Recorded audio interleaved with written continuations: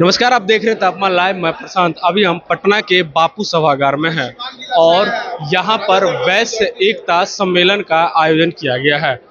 एक दिवसीय वैश्य एकता सम्मेलन का आयोजन इसीलिए किया गया है कि जिस तरह से लगातार वैश्यों पर जो सरकार के द्वारा क्या परेशानियां उत्पन्न की जा रही है, किसी भी क्षेत्रों से लेकर को उसे लेकर के सभी प्रतिनिधि सम्मेलन आज पटना के बापू सभागार में उपस्थित होकर के अपनी एकता का परिचय दे रहे हैं। यहाँ हम आए हुए प्रतिनिधियों से बात करने का प्रयास करेंगे।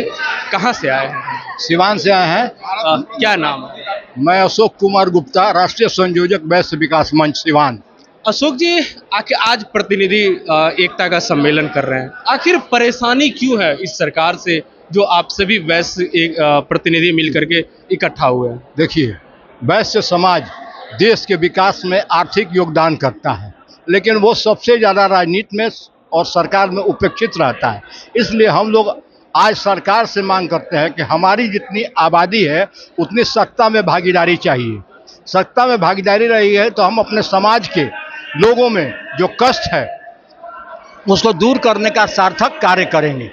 लेकिन देखा जा रहा है वैश्यों को लेकर के तो सरकार भी चिंतित रहती है, हर एक समय समय पर सुविधाएं मुहैया कराती है, तो फिर परेशानी क्यों है? नहीं, वैश्यों के लिए सरकार की दोहरी नीति है। कैसे? पहली नीति ये है कि दिखाएं कि हम व्यवसायियों के साथ हैं। व्यवसायियों के सुरक्षा कवच कोई नहीं है, व्यवसायियों के भविष्य के लिए कोई योजनाएं नहीं है। जो वैश्य टैक्स कलेक्ट करके सरकार के राजस्व में वृद्धि करता है, उनकी सुरक्षा के लिए कोई योजना सरकार के पास नहीं है। ये हम चाहते हैं कि हम अगर आर्थिक योगदान विकास में करते हैं तो हमारी भी भविष्य की सुरक्षा की गारंटी सरकार ले।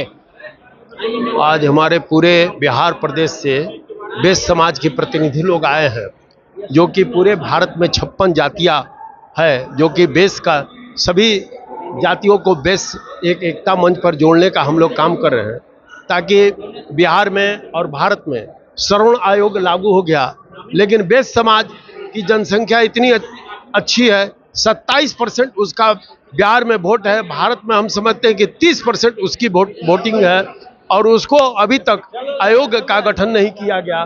दूसरी बात है कि छोटे छोटे हमारे मझौले किस्म के जो व्यापारी हैं, आज ऑनलाइन के चलते ऑनलाइन बिजनेस हो रहा है और उसके चलते आज हमारे व्यापारी लोग सब लोग त्रसित हैं, उनका रोजगार नहीं चल रहा है। इसलिए उन लोगों को वित्त निगम बनाया जाए, हम लोग का वैश्य आयोग बनाया जाए और उस पर कम इंटरेस्ट पर उन लोगों का लोन मुहैया कराने का काम करें।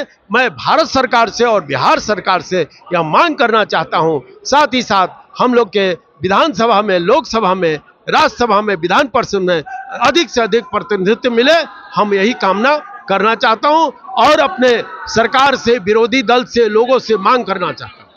लेकिन एक चीज तो है, अगर भारत सरकार की बात करें तो मुद्रा लोन के तहत जो भी छोटे जो व्यापारी है उनको भी तो लोन दिया जा रहा है, ये सरकार दावा कर रही है। नहीं, केवल सरकार दावा कर रही है, खोखली दावा है। बैंक में जाइए तो 10 तरह के कागज बैंक मैनेजर मांग रहा है, हाई कागज लाइए, हाई गारंटी कार्ड लाइए, हाई जमीन का कागज लाइए। वो दौड़ते दौड़ते 2 महीना 3 महीना के बाद वो भाग जा रहा है। ऐसे सिस्टम में यानी कि पता लगा आपके अनुसार मुद्रा योजना धरातल पर विफल है, केवल दिखावे का है, केवल दिखावे का। धरातल पर कोई उसका काम नहीं है।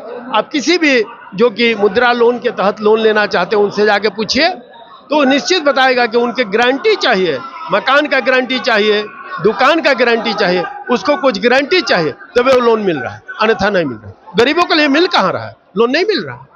क्या ये मुद्रा योजना गरीबों या छोटे जो व्यापारी है उनको लाभ नहीं मिलता है? नहीं, लाभ मिलता है, लेकिन ये होता है कि ज़्यादातर जो बैंक मैनेजर हैं या इस तरह के बड़े कर्मचारी लेवल का है, वो नीचे स्तर तक पहुंच नहीं पा रहा है। उसके लिए यदि पहुंच भी पा रहा है तो कुछ उसमें पैसे की डिमांड करते हैं।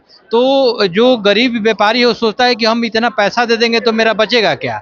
आज के डेट में जो बड़े बड़े व्यवसायी हैं वो बहुत बड़े पूंजी लेकर बैठे हैं। छोटे व्यवसायी को और 10 लाख 5 लाख से वो कोई व्यवसाय उस स्तर पर नहीं पहुंचा सकते, जबकि पूरे भारत में वैश्य समाज से ही या इनके इनकम टैक्स से ही पूरे भारत चल रहा है। ये जबकि इन्हीं को प्रताड़ित किया जा रहा है और यदि इनको सही रूप से यदि राजनीतिक में हिस्सा दिया जाए, भागीदारी दिया जाए और इनका कोई काम न हो तो अपना वहां पर लेकर जाएंगे और उस नेता से बताएंगे कि हमारा यहाँ पर हम विफल हो रहे हैं, हमें डिमांड किया जा रहा है पैसा को, ताकि इनसे उस पैसे के डिमांड से छुटकारा दिलाया जा सके। इसलिए मुख्य रूप से आप लोगों को राजनीति में भागीदारी 30% चाहिए। आज का बैठक का यही मुख्य उद्देश्य रहा। जी जी जी, हम लोग को चाहिए 30% भागीदारी चाहिए, चाहिए, सामाजिक सुरक्षा भी चाहिए। हम लोगों को सामाजिक सुरक्षा कैसे नहीं है? अब तो देख लीजिए प्रशासन भी सख्त हो गई है। आप आए दिन देख रहे हैं व्यवसायियों के साथ क्या हो रहा है।